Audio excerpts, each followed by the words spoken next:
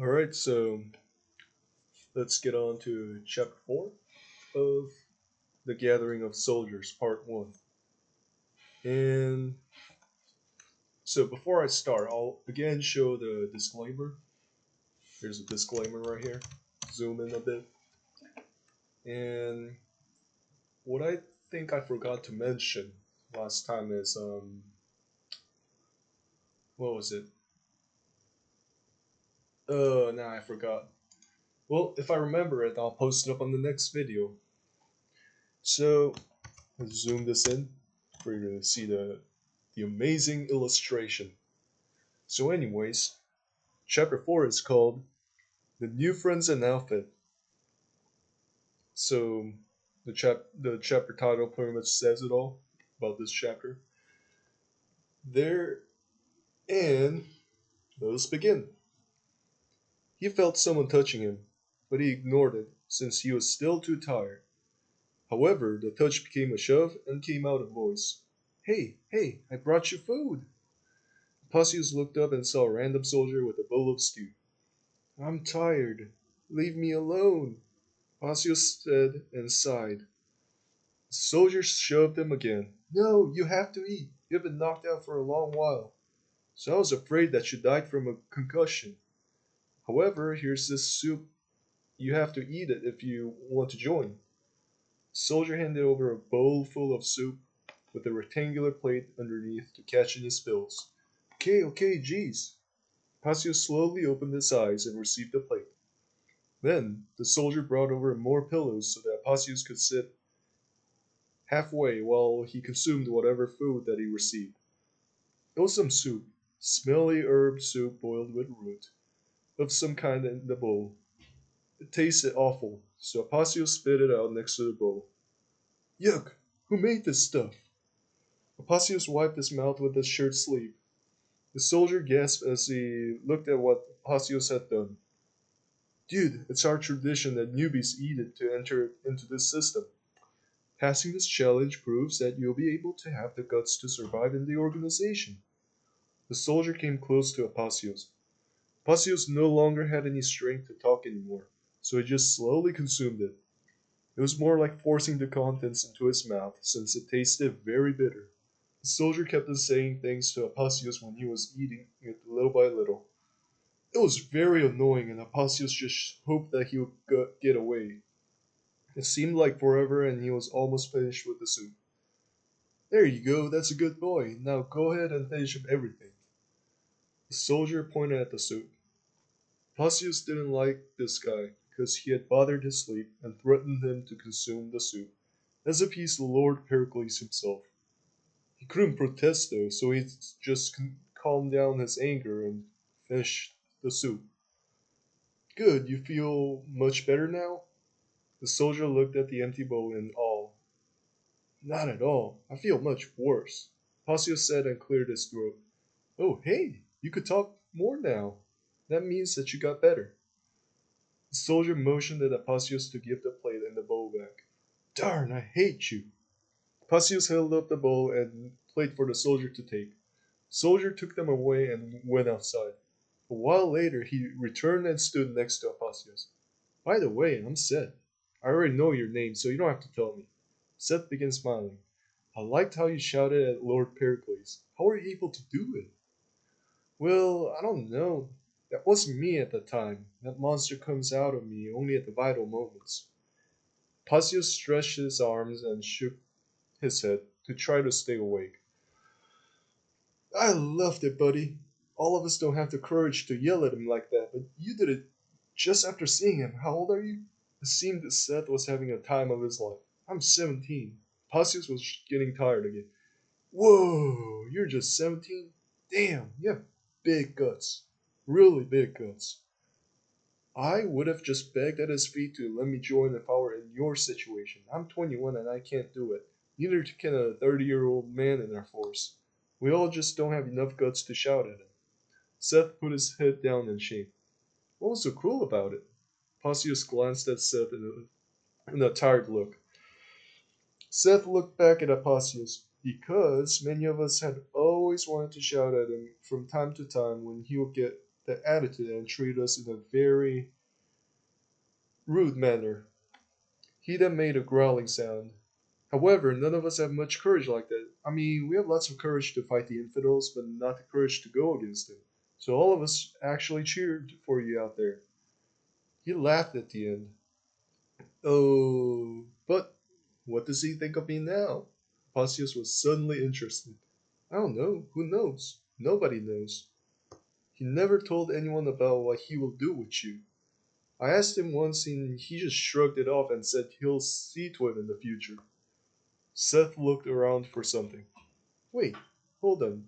What happened after I collapsed down? I fainted, so I have no idea.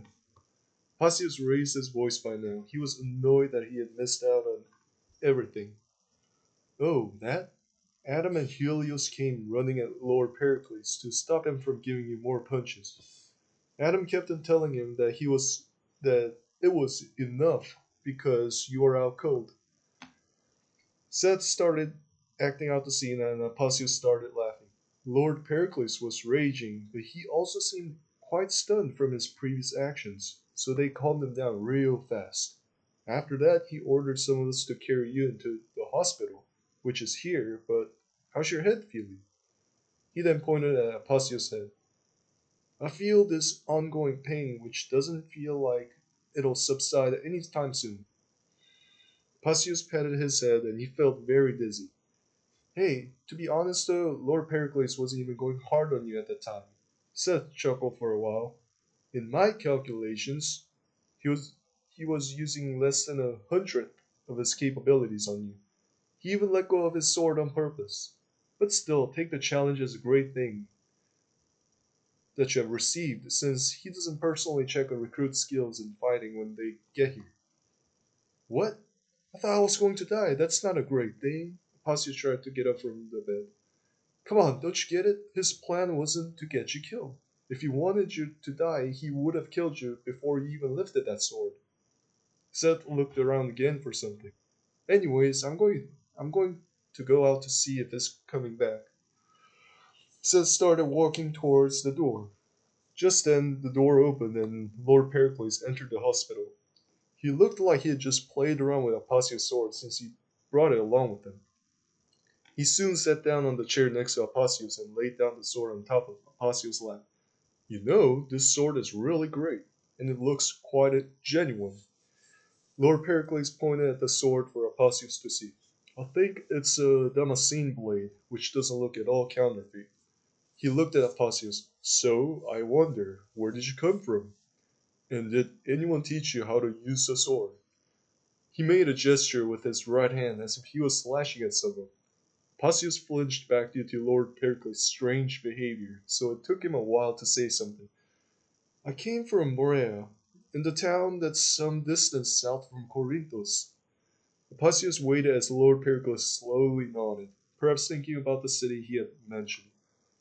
My teacher was Heraclius. He served in the defense against the Turks when they laid siege on Thessalonica.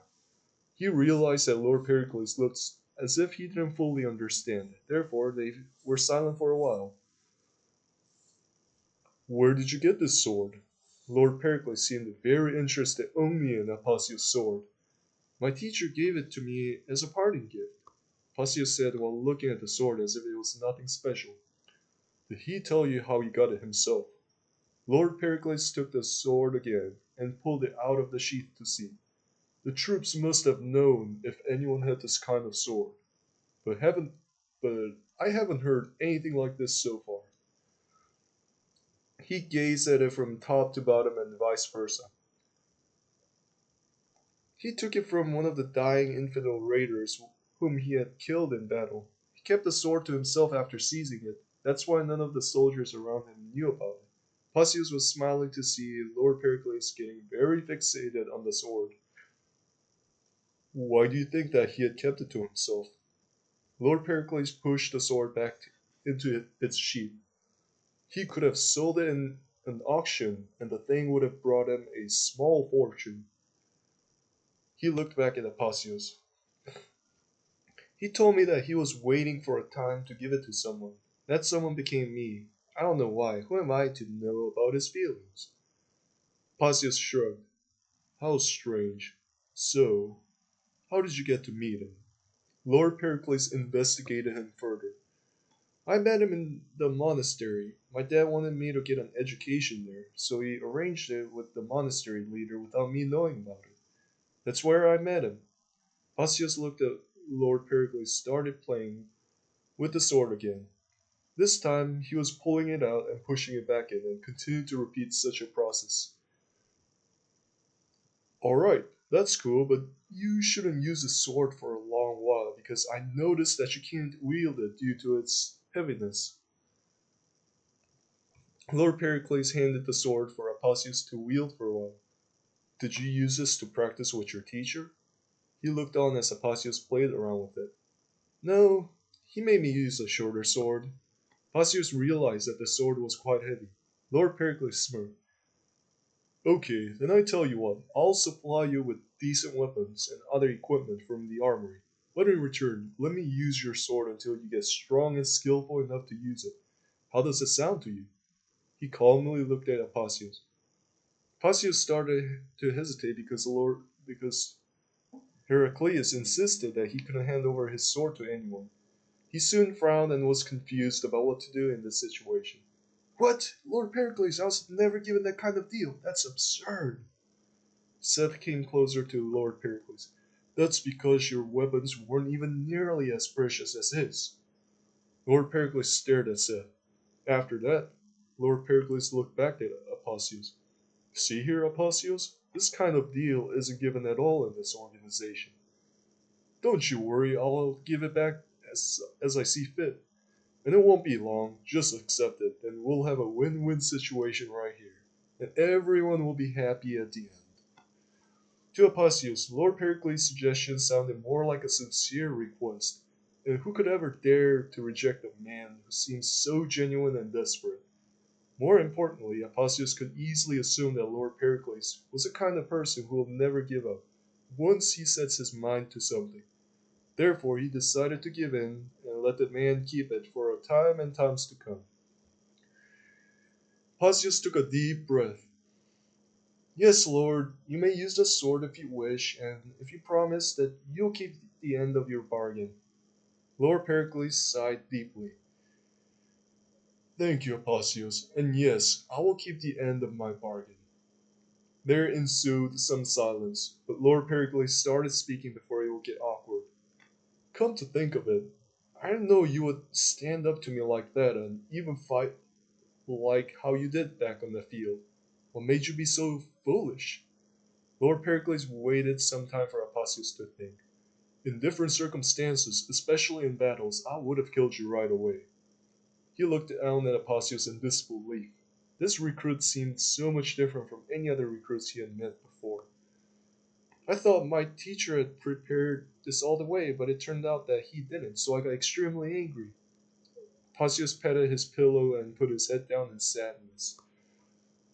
Lord Pericles flinched back in shock at Apollonius' simple response. Oh, okay, you earned my respect, boy. Most of my men are so afraid of sparring with me because I'm so good. Even the newbies who never even saw me before back off immediately when they feel my aura. It seems their spirits darken and they give up the ghost when I get near them during matches. And they can't even fight their fullest because of their deeply instilled fear. So, if we take time to grow you and shape you into a reasonable soldier, then I think I see a great future in you. So now, do you have anything else to say? He gazed at Apollonius.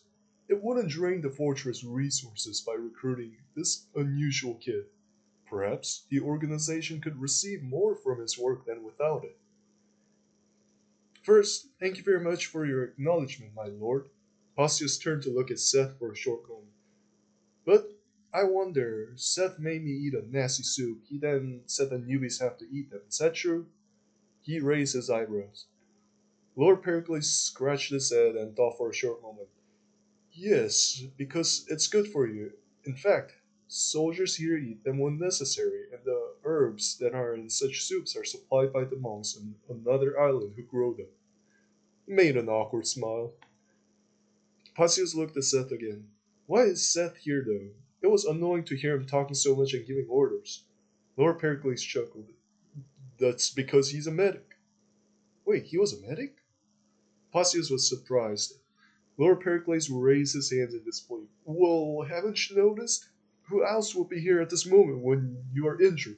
Look around you. We have some other people tending to the injured people who often come here when they get injured. That includes the town's civilians. Oh. Pausius nodded awkwardly and felt how dumb he was, so he decided to change the subject. Do I get to serve under you? You still don't get it, do you? I told you that we'll put time to grow you into a better soldier. Lord Pericles was starting to lose his patience at dumb questions. Pausius tried his best to come up with a more meaningful question this time. Okay, can you please tell me about the overall system here?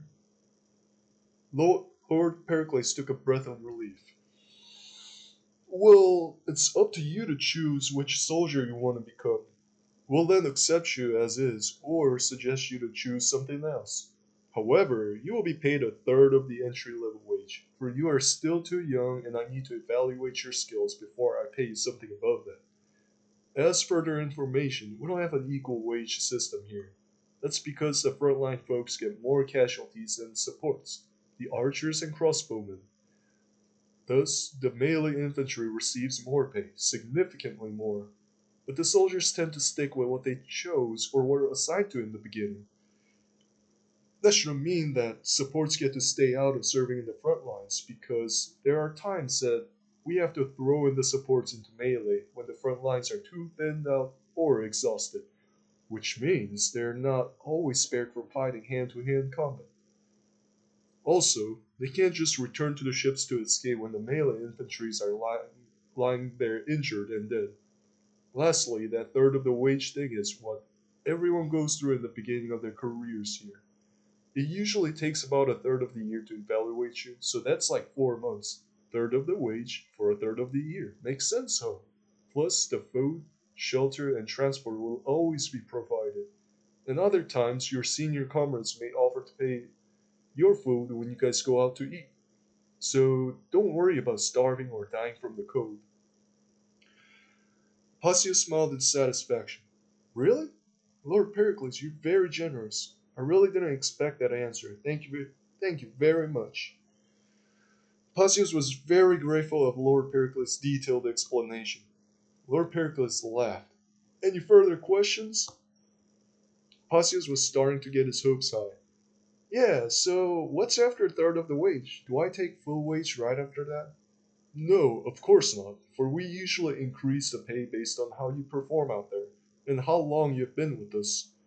The wage would of course increase after the third of the wage term ends, but you won't receive full pay right away. Lord Pericles smirked. It takes around a couple years for soldiers to be receiving full entry level wage, and any increase after that will be determined with great thoughts amongst the platoon leaders and staff members here, and based on the evaluations of the captains and officers as well. And not to forget, I am the final decider of all things. He folded his arms over his chest in confidence. Oh, that's rather long. Pausius felt irritated now. Don't worry, once you start participating here, you would hardly care about your wage. The spoils of war are more than enough for you to forget about it. Perhaps there will be a time that you'll like it here so much that, if given the choice, you would choose to work here for less rather than working somewhere else in Constantinopolis. Because it's worth it. We have such a good system here that answers to each soldier's needs with each other sacrificing their time and effort for this organization. Lord Pericles looked around. Therefore, if you see the big picture, you would see that you're actually reaping more benefits than sacrifices thanks to past soldiers like me who put time and effort to make this better. I understand your statements, though. It's commonly said by the newbies. Pausius nodded to show that he understood. He then paused to think for another thing to ask. How many soldiers are here? Lord Pericles squinted at his eyes to think. Around 100. Is that all? Pausius was disappointed. Lord Pericles shook his head. No, because that's just a number for those whose primary job is being soldiers. They often go out to raid, which is a money making business. We also have some reporting people who number into like 20. Also, there are 20 others who are evaluators, recorders, spies, diplomats, and engineers. The evaluators and recorders, they always follow us around and record how each raid went through. Then they submit written documents to me to take a look at. Evaluators specialize in working with me to determine how we had performed, and recorders specialize in taking good notes of what had happened during the small fights that we could possibly have with unruly enemy villagers and townsmen. Thus, evaluators have good psychological skills in explaining how things turned out like that and what to improve, while recorders have good eyesight and are able to look at all things at once, while all the same remembering them all to write them down. For the spies, though, he paused to think, they must blend into the enemy populace very well, so they must have a good subterfuge to get around inside enemy territories. They also serve as scouts, those who are just vanguards to warn us. Anyways, not to be caught up with too many explanations, the diplomats have good speaking skills, including the ability to speak multiple languages, who often communicate with other governments on our behalf. Lastly, the engineers often follow us around with crafted equipment. They're mainly placed as wagon crews if artilleries aren't present. Furthermore, many soldiers also work as something else besides being soldiers, which means their main task is being soldiers, but oftentimes they will help out in the fortress or in the town. As for me, I'm an executive and a general. Lord Pericles chuckled. Passio smiled in satisfaction. Thanks for such detailed information, my lord. I really appreciate that. But I'm uncertain regarding which group I should partake in. Do you have any ideas? You're amongst a melee soldier group. That's what I learned from your teacher's evaluation document. Furthermore, it helped us to learn about what kind of soldier you are, and I would say that you should go for being a crossbowman, since it's basically a melee infantry equipped with a crossbow. But more importantly, all the melee infantry platoons are full at this moment. Lord Pericles soon felt that Apotheos was worrying about his future life with strangers. Therefore, he continued speaking. We understand that not everyone will like each other, so other executives and I try our best to put like-minded people in each group, which means you should go along with our recommendation, and it will make things easier for all of us. Lord Pericles patiently waited for Apotheos to decide.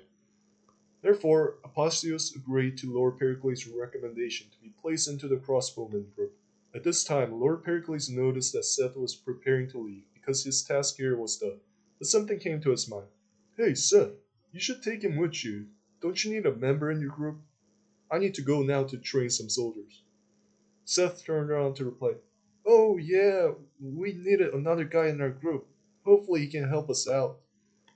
Okay then, I'll trust you to get him started in the group. I'll be out now. Peace be with you, Lord Pericles said while walking out. Apotheos thanked him and saw as he left the hospital. Then Seth came over to Apotheos. So, how do you feel now? Isn't he a very gentle man? Seth was smiling. Apotheos sighed in relief. I feel as if I had been healed a million times and over, and yes, he is very gentle. I guess I was wrong about him before. Yeah, but he's not so good at giving direct apologies. Even though you started the fight, it was very wrong for him to shove you in the beginning and give you a punch on the head at the end. But just take it as his apology if he comes back later to strike up a conversation with you. That's usually what he does when he's sorry about his wrongdoing, Seth said. Pasios looked at Seth and nodded. Wow, you seem to know a lot about him. Thanks for telling me, and the last of my grudge is gone now. Get up now, then. I'll take you to where our group is. Seth motioned for Apasius to follow. Our group? I'm in your group? Apasius got out of his bed. Seth looked at Apasius and sighed. Oh, come on, jeez. Listen to people around you. Don't you hear? Don't just hear, but listen, dummy. Lord Pericles said it right there when I was about to get out. I'm sorry, Seth. My head has just been rather dizzy. Apasius tapped on his head. I'll try to improve this as I return back to full state. Okay, fine, then let's go. Seth started walking away. Therefore, they got out, but Apostle suddenly wanted to go to the lavatory. So Seth took him there, and they came back when he finished. After that, they arrived at the fire pit where a seafood stew was being warmed up on top of burnt charcoal. They sat down facing each other and poured themselves a bowl full of stews with a large spoon. Soon, one of the soldiers came to them and sat by them after taking off his helmet. Hey, Apasius, Seth pointed at the soldier. This is my friend Thomas, who's also my group's leader. He's a halberd man. Apasius exchanged greetings with Thomas. Huh? I thought I was going to be in crossbowman group. Apasius was confused and annoyed. So Seth started laughing in an uneasy tone. Therefore, Thomas decided to explain things. Before starting to speak, Thomas stabbed the ground with his sword and put his helmet on top of it. He then spread his arms out and smirked. Well, I'm an exception in the crossbowman group. These guys aren't as brave and skilled as melee infantry to fight well in the front lines during battles. That's why they need an excellent melee soldier like me to lead them. He patted his chest. Therefore, the executives allowed such an exception. He chuckled at the end. Passius nodded and felt silent. Therefore, Seth decided to make the conversation going. Hey, Thomas, he'll get a crossbow too. Thomas nodded. I know that, Seth. Hey, kid, do you know that crossbows aren't as great as you think? I believe they are very good. I read about them in the book, and how the bolts will have an easier time than arrows in penetrating armor. Therefore, I think I'll like having one, Passius said.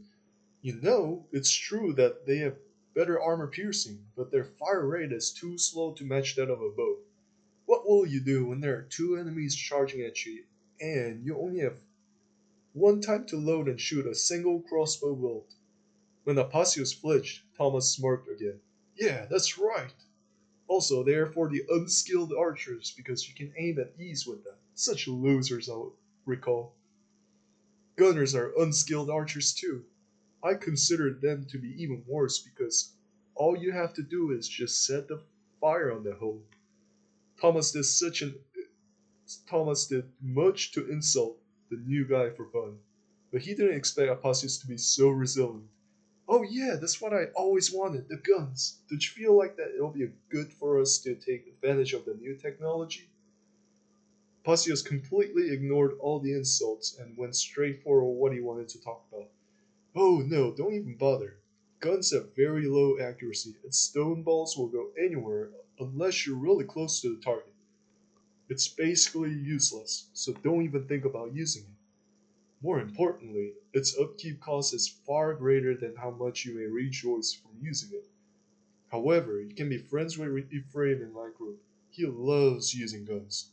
Whenever we go raiding in the Turkmen territories, he shoots that noisy pipe. We keep on telling him to stop using the gun, but he never listens. Thomas sighed. Suddenly, Apasius was confused again. Here he was, who had heard that Thomas was an exception in the crossbowman group. But apparently there was another exception, which was Ephraim who uses guns. Wait, I thought I was in the crossbowman group. Apasius looked at Seth again. Seth scratched his head and had an uncomfortable look.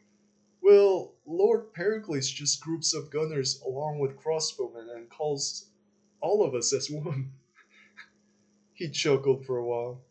There are more crossbowmen, and gunners aren't really popular here, so that's why you never heard anything about them from him. Pasius thought for a while, but decided to think otherwise to this confusion. He then looked at Thomas to ask another question. Where is Ephraim? Can I see him? Pasius again ignored everything else that Thomas said and went straight for what he was interested in. When he heard this, Thomas let a cry calling Ephraim. While waiting, Thomas exchanged some words with Seth that Apasius was able to hear in full. Dude, what's up with this guy? He's so dense and I can't insult him at all. He doesn't get mad at anything. Are you sure you picked the right guy for us? Thomas stared at Seth for a clear answer.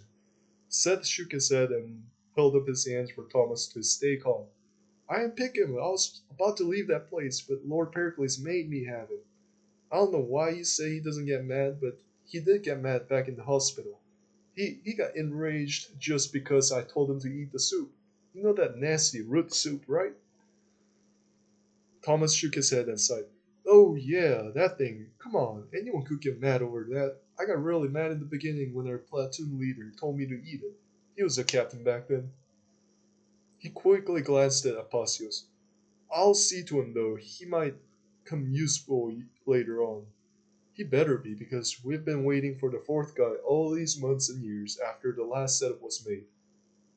Seth looked at Apacios for a short moment. Yeah, fresh recruits are usually sensitive. Would be fun that way, but we've received an oddball here. Thomas let out a loud laugh. Oh, yeah, he surely is a strange one. Seth scowled. Well, but what can we do? Lord Pericles made us have him. Suddenly, a heavily armored man came running over while his armor made his clanging sound with every step. The armored man looked at Thomas. What, Thomas? Thomas pointed at Apacios. Hey, Ephraim, our recruit wants to talk to you. Ephraim turned to look at Apacios. Oh, is that you, Apacios? Pour me some of that stew. I'm very hungry. Yes, of course. I heard that you like guns so much. Apacios handed him the stew. You're right. I love guns. They kill the enemy troops with one shot. Ephraim sat down and ate some soup. Thomas chuckled. Yeah, while the rest of us kill more than 10 people. Ephraim gazed at Thomas for some time. You know, Thomas, killing isn't our priority. Capturing them and selling them at markets are our most important duties. Thomas was about to say something to that, but Apacios interrupted him fast. Wait, hold on. Do you guys attack our own people and sell them at the market? Apacios rested his arm on the knee and looked at Thomas for an answer. Thomas stopped eating and put his soup down to his side. We try our best to spare them. It should be quite easy to identify from us Romans to Turks, but many times it's hard to identify one from the other since there have been quite a lot of mixing going on in the past, and it continues even to this day. So we then end up taking them along with the Turks, since money comes first.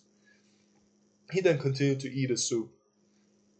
Ephraim cleared his throat and continued on with the conversation. If we make mistakes, then so be it. They are traitors, because they want to be under the Turks' rule. And we are so fed up with our enemies, Apacios. They hate us. Therefore, it is very justified to accidentally take them along to the slave markets. He grinned. Apacios shook his head in disbelief. How are we able to do this? I thought we Romans just sit around and do nothing. Thomas suddenly choked while eating his soup and coughed a few times. He then wiped his mouth before starting to speak. That's just for the ones in Constantinopolis and Morea regions. He burst out into laughter. We have enough money and willing men to go on raiding. Pacius looked at Thomas in irritation. What's so funny about that? Thomas took a while to calm himself down. It's because I couldn't believe you were comparing ourselves with those guys. We are few in number and live in a humble side of our kingdom, but we are much superior in every other way to those guys living in poverty-stricken realms. He then looked at Apacios in determination. Indeed, we can't wait for others to rescue us, Apacios. We have to do it in our own. In fact, you're in this organization as well. There's about 120 of us in it. They're all scattered around training in the fortress. Ephraim pointed at their surroundings. We just came here to rest up and get something to eat. Everyone is in a group of 4 soldiers, but since we are the only group of 3, we can add you in along with us. I think I can understand now. Wow, really, I learn new things day by day, Passio said. That's right. You'll get to learn more as you live with us, Thomas chuckled. This job is very good. It pays you well, and you learn so much more than how you would ever learn in Constantinopolis, even if you get to become a professional city infantry. Ephraim and Seth nodded. They talked until Lord Pericles appeared before them. Are you ready to pick up your weapons and armor? Lord Pericles looked at Apacios. Yes, Lord. By the way, is it true that you have some guns in stock? Ephraim here told me about them, Apacios said. Lord Pericles scratched his head in confusion. I thought we had an agreement that she would take the crossbow. You never told me about guns. May I please have one? Passio said. Lord Pericles sighed. Okay, we'll go there and see if there's any left. If not, you'll get a crossbow. Passios felt much better now after eating the stew, and it seemed that his headache had subsided. Therefore, he followed Lord Pericles towards the armory. When Lord Pericles opened the door, there were many choices of armor and shields on the left side, while lots and different kinds of weapons lined up on the right side. Lord Pericles motioned for Apacius to take a look around the room, which was quite long compared to what he expected when he saw the building. The sunlight shone through the windows along the side of the walls, which made the equipment easier to see. Among the armor there was padded leather, chain leather, chainmail, lamellar, and full plate. Lord Pericles began describing the strengths and weaknesses of each type of armor to Apacius as he walked along with him. Look here, do you see these leather vests? These are usually for the archers, since they need flexibility to shoot their arrows and move at ease. They don't protect you very much, it's only a pretender of an armor that just slightly reduces the wound on yourself, not block it. Okay, here's the chainmail armor. It's generally cheaper than other heavy armor and allows easier mobility, but it still can't protect you from axes, great swords, halberds, and many other big weapons. Then, here's the full plate. It's considered the toughest of all the armor, able to protect you from most of the blows from the enemy. These can protect you from most of the projectiles, except stone balls of guns and those fired from strong crossbows. Most of the ordinary arrows and crossbow bolts will knock you down by their force, and perhaps dent the armor and definitely give you much pain, but wouldn't be strong enough to pierce through the armor. The bad thing is that you're not able to move very well if you wear these, since it trades mobility for toughness. Do you see that these metals don't bend? Yes, so you won't bend much either. Finally, here's the lamellar armor. This can be said to be the best armor out there. Have you read about the mighty Cataphractoi? Yes, they wore this kind of armor, possibly with a chainmail underneath it. It has been officially recorded that those men would leave to fight and come back with so many arrows stuck to them and the horses. They were alive too, and didn't seem to hurt anywhere. Do you know why that is? It's because the armor has gaps here and there. Do you see them? Yes, the lines are the gaps that allow you better mobility than the plate armor, but at the same time protect you just enough so that neither enemy projectiles nor the weapons would do much damage. Some of the arrows go through those gaps, but they are stopped by the padded leather underneath. Interesting, huh? I personally recommend you this, since plate armor would be too heavy on you. He then held up an armor for Apacius to take. Apacius took the armor. Yes, thank you. It seems comfortable to wear. Okay then, try it on, Lord Pericles said. Apacius hastily wore it and looked at himself in the silver mirror which was on the far corner of the room. He looked wonderful. Apacius came back. Can I get a sword and shield as well? Yes, of course. Follow me. Lord Pericles walked to the other side and took a quick look around the swords. Which sword do you want? I have many kinds. Short sword, medium sword, long sword, scimitar, great sword, and the rest. Lord Pericles pointed at different types of swords as he spoke. Paisius looked at them for a while. I would like a medium sword which is similar to what I used to have. So, this one. Yeah, take it. After that, Lord Pericles walked over to the shields. Okay, here's a round shield including the bucklers. I'm not that fond of round shields since they can cover further down your body. Here are the triangular shields and oval shields that many of our infantries use. Here's the Pavis. This shield type came from Italy. They have these shield bearers armed with crossbows, and sometimes spearmen could use them. Some crossbowmen use them as bigger cover, while spearmen use them when they need to stall for a long time. Also, it's heavier than other shields at the same time because it covers so much of your body, so it's like a portable barricade. Choose what you want now. Apotheos felt Lord Pericles gazing at his buckler, which he held from the beginning. It seemed that the Lord somehow needed it. On the other hand, Heraclius never told him to keep it for his life. Lord Pericles, I don't think I'll be needing this buckler. I would rather use one of those oval shields or perhaps the pavis. If I can hold it and run with it for a while. Apotheos held out his buckler. Lord Pericles took the buckler. Oh, sweet! I actually needed that ever since I saw it. The support platoon leader wanted a steel buckler, not the wooden one. He really wanted it when he saw you slapping me with that. I guess I'll give it to him. You're welcome, Lord. I'm just glad that I could help our group, Apotheos said. Then Apotheos tried on the shields and took a long time choosing one which fit him well. After everything, he ended up choosing an oval shield. I'll take this one. Do you have guns, though? Lord Pericles nodded in satisfaction as Apotheos held the shield. I think so. I usually put them further inside. But before we go inside, try out those helmets. Do any of them fit you? Apotheos tried to wear helmets, but nothing fit him. Lord Pericles shook his head. Never mind. Your head is too small to fit anything here. Also, your squad would surely have some quirks and leather caps lying around. Ask them for those and a helmet in the future, okay? Yes, Lord. Apotheos was annoyed that no helmets were made for his head. He then grimaced and followed Lord Pericles.